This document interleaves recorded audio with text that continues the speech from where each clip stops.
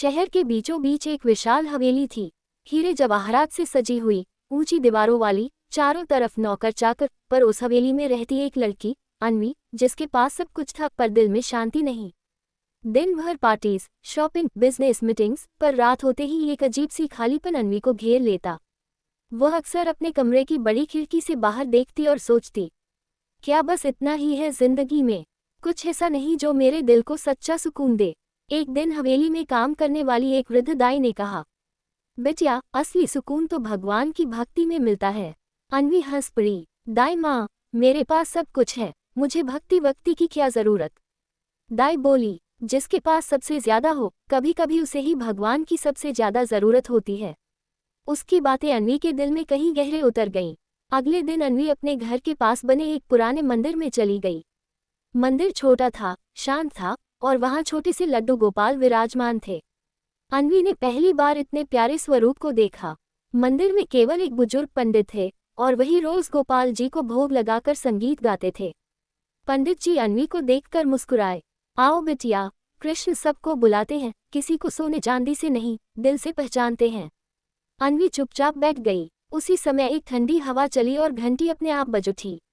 अचानक अन्वी को ऐसा लगा जैसे कोई छोटा सा बच्चा उसके पास खड़ा है और धीरे से बोल रहा है, आ गई हो, मैं इंतजार कर रहा था।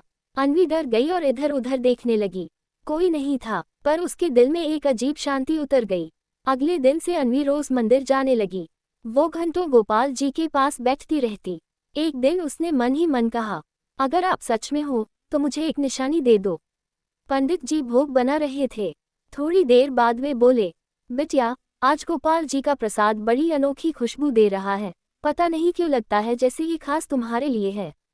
जब प्रसाद अन्वी के हाथों में आया, वह चौंक गई। खुशबू वही थी जो कल उसे मंदिर में बैठते समय महसूस हुई थी। उसने मन ही मन पूछा, क्या सच में तुम मेरी सुनते हो गोपाल? मंदिर की घंटी फिर अचानक बज उठी।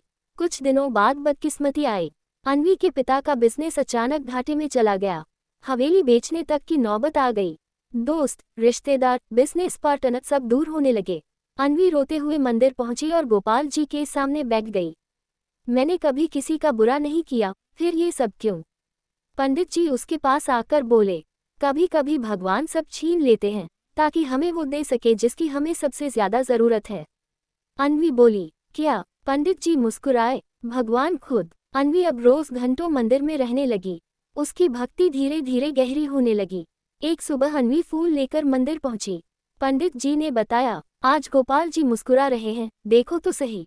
अन्वी ने देखा, वास्तव में गोपाल जी की मूर्ति के होठों पर एक हल्की मुस्कान थी। वह भावुक होकर बोली, ये मेरे लिए है। अंदर से एक मीठी सी आवाज आई, हाँ, क्योंकि अब तुम मेरी हो गई हो।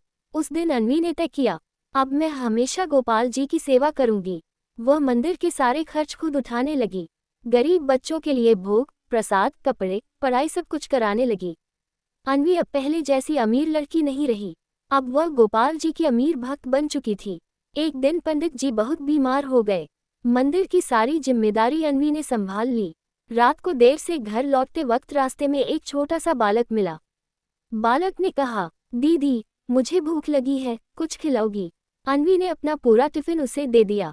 बालक मुस्कुराया और बोला, दीदी, जो प्रेम तुम भगवान से करती हो, वही प्रेम तुमने मुझसे किया है। अचानक पल भर में वह बालक गायब हो गया। अन्वी समझ गई, वह कोई साधारण बच्चा नहीं था, वह स्वयं लड्डू गोपाल थे। उस दिन उसके घर खबर आई, बिजनेस में बड़ा मुनाफा हुआ है, सब कुछ फिर से ठीक हो गया है। अन्वी रो पड़ी, गोपाल, तुमने मुझे भक्ति दी और साथ में जीवन भी लौटा दिया। कहानी का संदेश, सच्ची भक्ति में सबसे बड़ा धन भगवान खुद दे देते हैं, और जब भगवान खुश हों तो जीवन में सब कुछ अपने आप ठीक होने लगता है।